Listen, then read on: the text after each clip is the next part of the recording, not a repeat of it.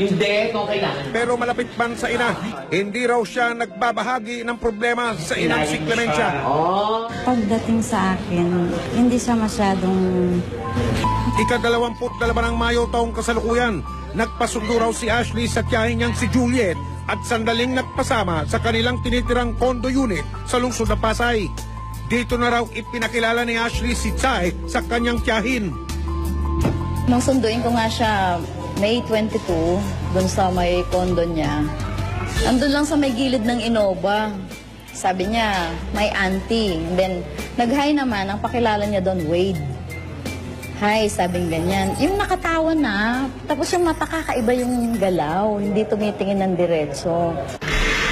So, nung sumakay na sa sasakyan si Ashley, sabi ko, hindi ko gusto yung itsura ng boyfriend mo. Naman tita, mabait siya. Ano ka ba? Cute-cute na eh.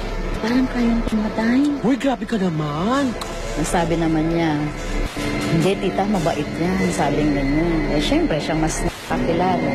Hindi na lang kami umimik. Sabi ko na lang, basta mag-ingat ka sa kanya.